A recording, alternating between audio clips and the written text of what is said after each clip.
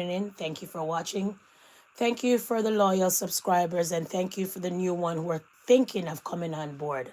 Don't forget to turn on your notification bell so when I come live or drop a video or drop a new content, you'll be notified. Happy Monday. How are you doing so far? Is the day going good? Everything blessed? Just hope and pray for another day. Or keep it going, keep it moving, keep it pushing for your future means. Anyways, people, so we want to talk about the California fire. Now, guys, it's very devastating that you're watching people going to be homeless, burned out to the core, and stuff like that. Not only that, you all, this is most of the buildings or most of the houses that are being burnt. It's history for the Black community. So when that burn down and turn to ash, what is the Black community going to look like when it's rebuilt? Anyways, let's get into some things and then we'll talk about this some more, okay? It probably feels like the nightmare will never end as people in Southern California face a sixth straight day of deadly wildfires. Crews still at it with winds expected to intensify again this week. At least 24 people have lost their lives. The Palisades fire is still largely uncontained, and it's already the most destructive fire in LA County history. One local official says more than 5,000 homes have been wiped out in the Palisades fire alone. Thousands losing everything in a matter of hours, including one family who lost their daughter's ashes. We had a daughter 15 years ago, she'd be 15, and she passed away when she was 1, and her ashes were in our home, and they're gone. Like every memory, every piece of physical evidence of her life is just gone, and that hurts. Critical fire conditions flaring up once again, with the National Weather Service warning of a, quote, particularly dangerous situation by midweek. All of this threatening to fuel the major fires, which have already burned more than 40,000 acres in just under a week. That is an area bigger than the size of Paris, France. California Governor Gavin Newsom says fire crews are moving into hotspots in advance. So I'm up here in Mandeville Canyon, which was the site in the last 2 nights of tremendous investment of resources, firefighters working the line, a lot of those assets still here, not only in anticipation of potential flip. And we're not going to drag it out, people. And the word on the street that this was intentional. And the way how I see it, you all, we know that there's some places, nature sometimes catch a fire. But I always think it's some people go camping and they, they start a fire and they forgot to, let out, bury the fire, how the fire, and then after that now, stuff get out of hand. But the way I see it, if you live in California and those places are a hot spot, most of the time when there's a fire, you have helicopters and plane dropping down water, dropping down all kind of things to suppress the fire. How come monthly they don't go and do those things since California have a hot spot? That's why I know that this fire was started just to burn the community down so they can rebuild and start all over and rejuvenate the community, like many communities that they have packed up everyone, burn it down to the core, and then refrain it, revamp it, and when you look, it's nothing like us no more in that community. So let's continue and get on to what people are saying on the street. Okay?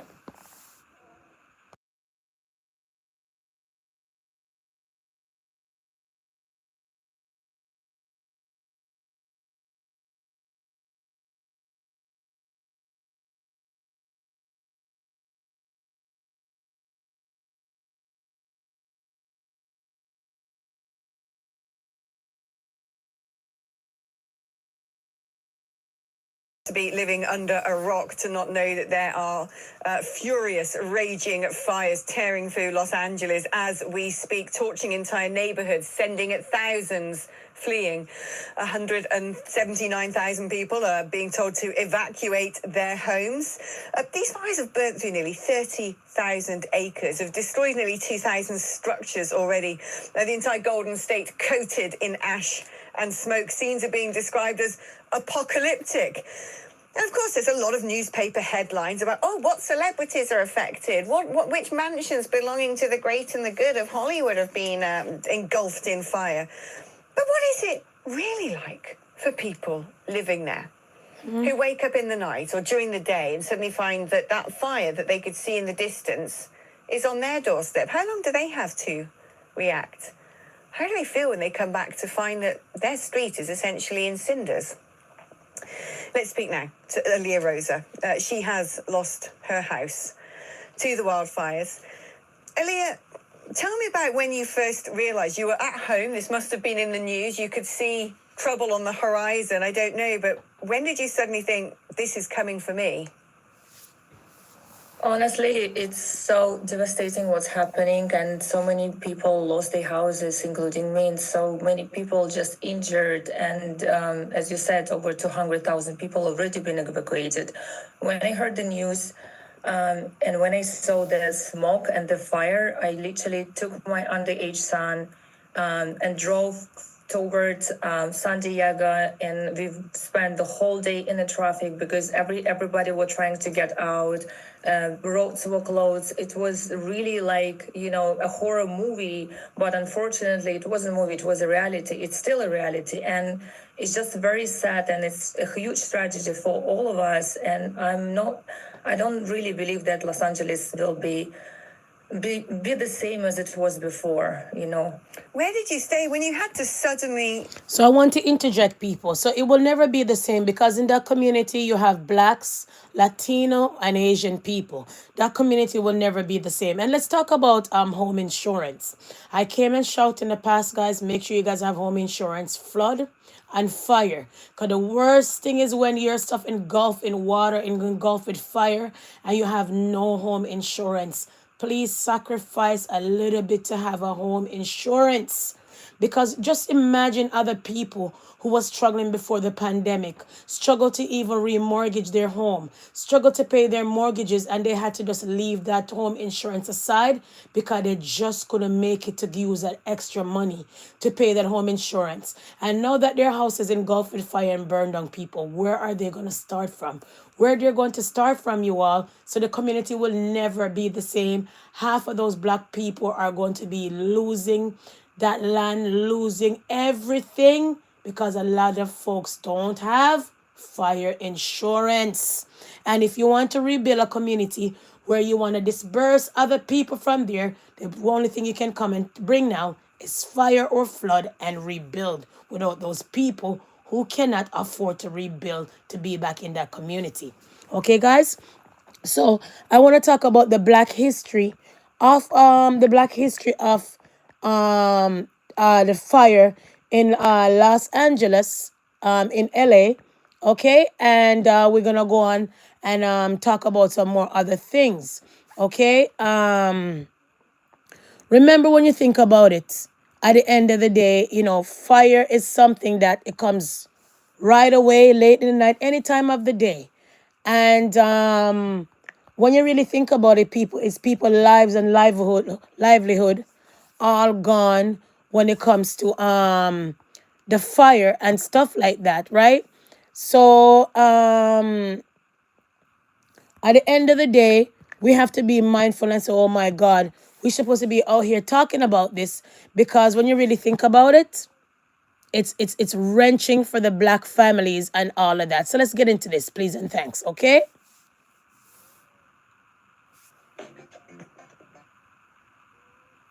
So that's why they initially cut the power off. I'm just, and at the end of the day, and that. And how when you look at a lot of this news coverage, they focus on celebrities. But it's a lot of people Black who people. are not celebrities, Yep. who are not rich, who didn't have $5 and $6 and $7, $20 and $30 million homes, who now are trying to figure out where do they go next. The black community is impacted, guys. That's true. That's true. My parents worked really, really hard for everything that they had, and just like that, it's all gone. It burned down to the ground. It's all gone. When did first of all, where exactly were your parents home? Where was it? They lived in Altadena, so If, their home. if, for folks who don't know what Altadena is, explain what Altadena is. So Altadena is the foothills right above Pasadena, California. So it's kind of like at the top of the mountain, and my parents lived on a private road where there were like 13 houses, and 11 of them are gone. 11 of the 13 are gone. They're gone. That's my parents' home right there. That's their home. When did it all start? Because this moved extremely quickly. Well, it started, their power was turned off at 2 p.m. Today's Friday, on Wednesday. That's their home. Wow. Oh, my God. And so they turned the power off at 2. And they said the fire was on the east of Pasadena, Altadena, and that it wasn't coming their way. So that was at 2 p.m. So they were without communication from 2 p.m. all the way until the end. But at about 3 a.m. in the morning, they heard someone on a bullhorn saying, "You need to get out, and get out now." And when they woke up, they looked out the back door, and the fire was in the backyard. Wow. And that's the thing that, I mean, you've got people out here, folk who ain't even from California, folk who don't even know anything about wildfires, who have no experience whatsoever when it comes to forest management, blaming the governor, blaming the mayor. Oh my God, where's the water? And I was seeing other experts yesterday who said that you had 100-mile-an-hour winds. You had, and first of all, you said the power was cut off. So explain to people why the power was cut off. Wasn't it because of the winds? They were afraid that the winds were going to snap the power lines. Yep, and bring it down on the home. fires? Yep. Absolutely, that is correct. So the winds were very extreme, and they were ferocious, and they were. It was very windy up there. When I spoke to my parents, it was super windy. So it's a perfect storm to start a fire. When it's a wind, they start a fire will get out of control. And if most of these places are importing stuff in many other countries, then where would they start? Burn down places to get land. Burn down places to start farms. Burn down places to start a different community that don't look like us. Remember Black Wall Street that was burned down to the core? Remember there's no more Black Wall Street no more. Remember, this is a dominant black community. Majority of them, they are black. Not rich blacks. Some of them are rich, but not a lot of them, folks. So imagine some of them that are just recruiting after the pandemic without no home insurance. Just imagine that some people don't have all their ducks in a row when they come to their homes to get some of those loans and some of those grants that black people are trying to get from the first pandemic and still can't get it.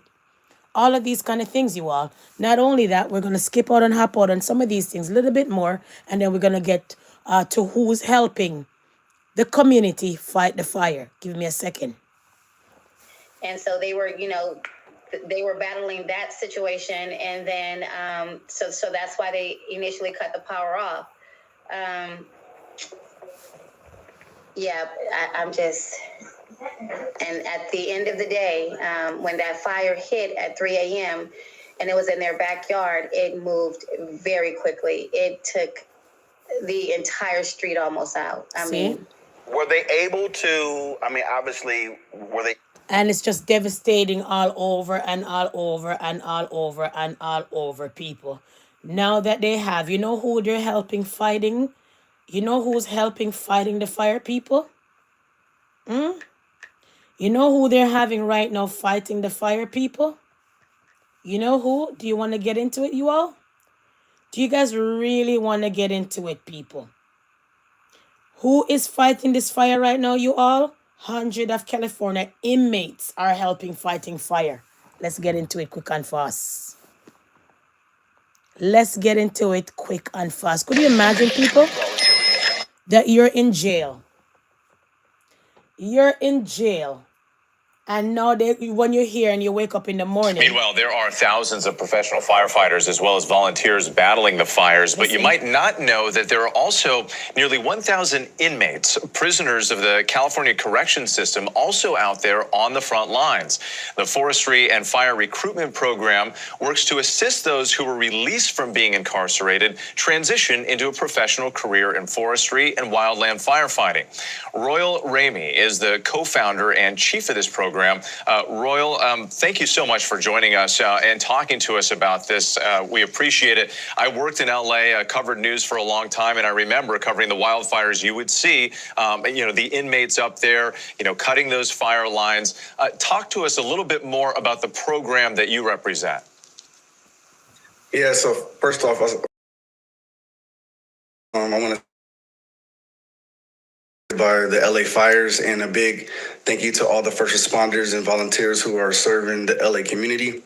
What we do pretty much is 4 ways we do it. So we recruit, we train, we help them get a job, and then we mentor them throughout their career. And we're so proud that we have our graduates that came out of our program out there in LA right now fighting those fires, and we are proud of them. And I understand this is personal for you because you helped found this program. Talk about what this did for you in your life and career.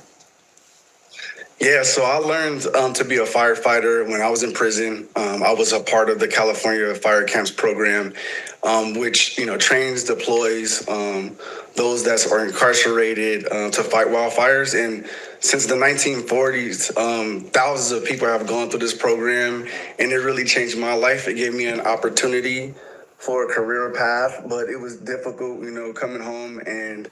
So when you think the prisoners are in prison doing nothing, they're out here doing some stuff, still picking cotton, still out here making canoes, still out here making McDonald's uniform, still doing all of these kind of things that you're out here enjoying, still making your license plates, and all of these things that prisoners do for free labor and cheap labor in prison. So when you're wondering, oh, hey, where does that thing make? And I never see a factory. I heard about a factory. Well, some of those things are made in prison.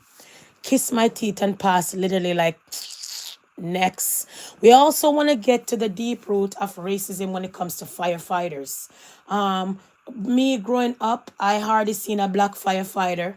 And we heard that when black people try to get in firefighting in many different countries, they face it bias, racism, and all these kind of things that come with the procedure and the proceeding of being a firefighter. We want to talk about a different situation where an old firefighter basically confess, right? Confess how he used to leave. He used to leave black people in the fire burning. Okay? And it's disturbing and troubling, and you're wondering if some of them have that same behavior and belief. We know that when it comes to the cops, at times they don't care about us. Not many of them, but some of them, and we have to say allegedly. And we know that when it comes to the healthcare, at times when it comes to the black community, we have to fight for our health and stuff like that because people don't see us fit as human beings. Okay? And stuff like that.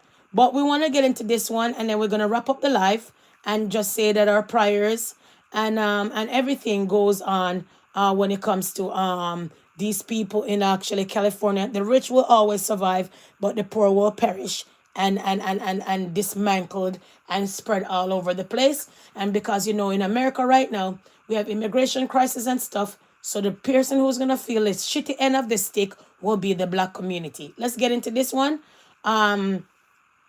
Basically that the guy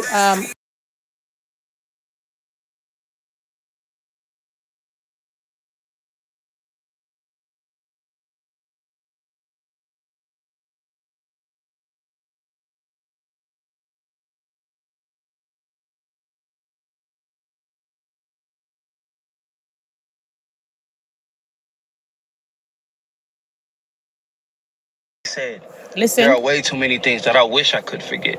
And I said, yeah, man, you make it to damn near 100 years old. I'm pretty sure you got a handful of regrets. And he looked at me with the most serious look ever and said, "You have no idea." Well, now I'm curious. Do tell. He said, "You know, I used to be a firefighter through the 60s and 70s. I said, "That's what's up. That's a very commendable job." And he said, "Yeah, it should be." He said the 60s and 70s was a different time in every way possible. You know that, right? And I'm just like, yeah, no shit. He said back in those times, I was a way different man, and who knew that we'd get to the point where we are in society today, and I'd be feeling the way I'm feeling about the decisions that I made back in those times. So right before he took a very long pause, he looked at me and said, back in those times, it was very common for firefighters that looked like me to leave people that looked like you in burning houses and buildings and horrible situations just to say they couldn't get to us. He said more times than he'd like to admit, he would hear screaming black people and children in burning buildings and houses.